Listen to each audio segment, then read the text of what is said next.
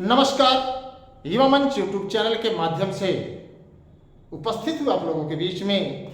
और मित्रों, एक सवाल है मेरा शिक्षा सेवा चयन आयोग और उत्तर प्रदेश की सरकार से, बहुत स्पष्ट, बहुत क्लियर और बहुत साफ शब्दों में।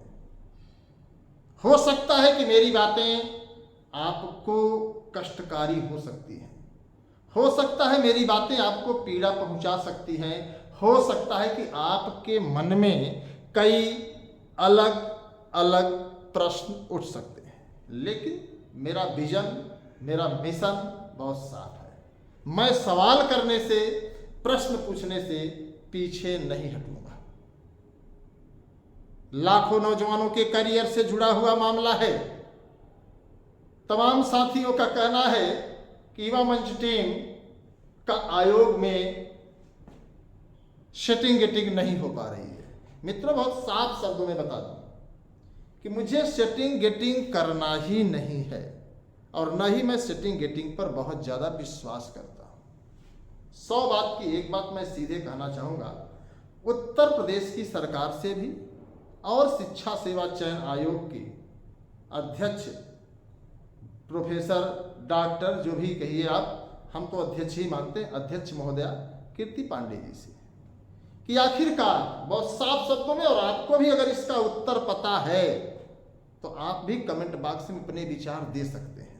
आपके विचार आमंत्रित हैं। आप वीडियो को शेयर कर सकते हैं, आप चैनल से जुड़कर चैनल को सब्सक्राइब कर सकते हैं अगर आपको मेरी बातें पसंद हैं तो, और नहीं पसंद है तो दुनिया बहुत बड़ी है भाई, आप कहीं भी जाकर के अपना समय व्यतीत कर सकते हैं। युवा मंच टीम लगातार नौजवानों के हक अधिकार को लेकर के कोशिश करती चली जा रही है, संघर्ष करती चली जा रही है, और तमाम युवा मंच के साथियों पर FIR, मुकदमा, जेल जैसी प्रतिक्रिया सरकार की देखने को आपको मिली होगी।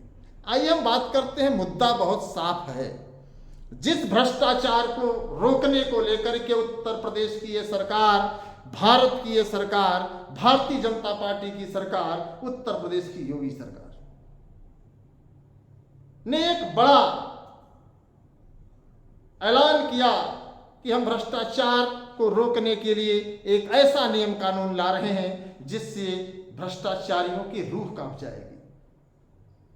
भ्रष्टाचार करने की बात तो छोड़िए, वो सिर्फ और सिर्फ इस कानून का नाम सुन करके जो है थर थर कांपने लगेंगे। लेकिन हाय दुर्भाग्य, उत्तर प्रदेश शिक्षा सेवा चयन आयोग का एक अदना सा कर्मचारी जो संविदा पर, आउटसोर्सिंग पर रखा गया, और उसने जो है असिस्टेंट प्रोफेसर परीक्षा का पेपर मोबाइल में ले लेता है, फोटो कॉपी कर लेता है, और आयोग को कानो कान तक खबर नहीं, जबकि पूरा शिक्षा सेवा चयन आयोग CCTV कैमरे की निगरानी में है। पूरा CCTV कैमरे फुटेज लगे हुए हैं। ऐसे में सवाल तो बनता है, अगर शिक्षा सेवा चयन आयोग की अध्यक्ष प्रोफेसर कीर्ति पांडे जी इन सवालों का जवाब नहीं दे सकते हैं, दे सकती हैं, तो उत्तर प्रदेश की सरकार को इन सवालों का जवाब देना चाहिए, क्योंकि उत्तर प्रदेश की सरकार इस पूरे प्रकरण को जान चुकी है कि एक कर्मचारी STF की राडार पर आयोग की अध्यक्ष, सचिव और परीक्षा नियंत्रक भी संदेह के घेरे में। जो ऐसी सूचना मिली तो या तो माननीय अध्यक्ष महोदया यह स्पष्ट कर दें कि जो आउटसोर्सिंग का कर्मचारी पेपर लिया था वह फर्जी था, उसे बेवजह जेल में ले जाया गया है, उसे STF ने बेमतलब में उठा ली है। क्योंकि एक सवाल बनता है कि अगर सामने वाले ने कोई अपराध नहीं किया है, कोई भ्रष्टाचार नहीं किया है, तो उसे जेल में भेजना भी एक गुनाह ही है। तो या तो आयोग की अध्यक्ष महोदया जिम्मेदारी ले ले कि भाई पेपर लीक नहीं हुआ है, उसने पेपर नहीं बेचा है उसको एसटीएफ छोड़ दे, तो ये भी काम बात सही है।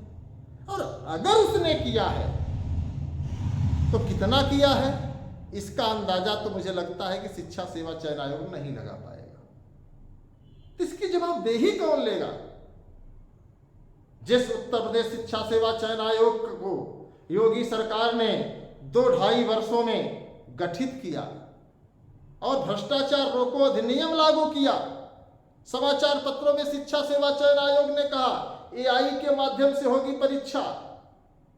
अब भैया जब एआई के माध्यम से परीक्षा और एआई की निगरानी में परीक्षा हो रही है तो सवाल तो बनता है फिर एसटीएफ की क्या जरूरत थी? एआई तो और तेज भ्रष्टाचार रोकने में काम करती, लेकिन नहीं। तो आखिर वह पेपर कहां कहां पहुंचा? तो ये सवाल मैं पूछूंगा लगातार शिक्षा सेवा चयन आयोग से भी और उत्तर प्रदेश की योगी सरकार से भी। हाँ, मेरी बातें हो सकता है कि जो लोग अंधभक्त हैं उनको थोड़ा सा कटु महसूस हो सकती है, लेकिन सच्चाई है मैं देखिए बहुत साफ शब्दों में, अगर उसने पेपर नहीं बेचा है, अगर उसने पेपर नहीं निकाला है तो आयोग को सीधे एक नोटिस जारी कर देनी चाहिए कि एसटीएफ द्वारा जिस भी कर्मचारी को पकड़ा गया है वह गलत है, उसे तत्काल रिहा किया जाए। उसके न रहने से शिक्षा सेवा चयन आयोग का कार्य बाधित हो रहा है। अगर आप लोग मेरी इस बात से सहमत है तो ठीक है, या तो फिर आयोग कहे हाँ उस आउटसोर्सिंग कर्मचारी के द्वारा पेपर निकाला गया, उसे बेचा गया। भाई एसटीएफ को सूचना कैसे मिली? आयोग की अध्यक्ष, सचिव, परीक्षा नियंत्रक को इसकी जानकारी नहीं हुई और एसटीएफ को जानकारी हो गई। तो भाई मेरे जब एसटीएफ को जानकारी हो गई इस बात को आपको तो समझना पड़ेगा ना कि एसटीएफ बाहर रहती है, उसको जानकारी हो गई और आयोग के अंदर जो लोग बैठे थे उनको जानकारी ही नहीं हुई, तो कहीं ना कहीं मामला गड़बड़ है। तो इसका जवाब कौन देगा? ये मौन रहना उचित नहीं है, इसलिए ये सवाल बनता है और मैं लगातार शिक्षा सेवा चयन आयोग से सवाल करता रहूंगा, उत्तर प्रदेश की योगी सरकार से सवाल करता रहूंगा। अब सरकार जवाब देगी या नहीं देगी ये इनको तय करना है, लेकिन सवाल करने से मैं पीछे नहीं हटूंगा। और सच्चाई आपको बता दूं मित्रों कि इनको जवाब देना ही पड़ेगा, आज नहीं तो कल। तो धन्यवाद, नमस्कार। अगर आपको भी जवाब चाहिए तो आप तत्काल इस वीडियो को शेयर करें और कमेंट बॉक्स में आप भी सवाल लिखिए। आपके मन में हो सकता है इससे बड़ा सवाल हो। रही बात टीजीटी और पीजीटी परीक्षा की, तो पीजीटी की परीक्षा आपके नियत समय पर होने जा रही है और टीजीटी के लिए थोड़ा सा संशय बरकरार बना हुआ है। वो भी स्पष्ट हो जाएगा कि अगस्त लास्ट में होगा कि सितंबर फर्स्ट वीक में होगा या फिर आपकी परीक्षा 21-22 जुलाई को ही शिक्षा सेवा चयन आयोग करा लेगा। तो धन्यवाद, उम्मीद करता हूं कि आप हमारी बातों से सहमत होंगे। तो कमेंट बॉक्स में अपने विचार जरूर दीजिए और इस वीडियो को मित्रों अधिक से अधिक शेयर करिए। जय हिंद।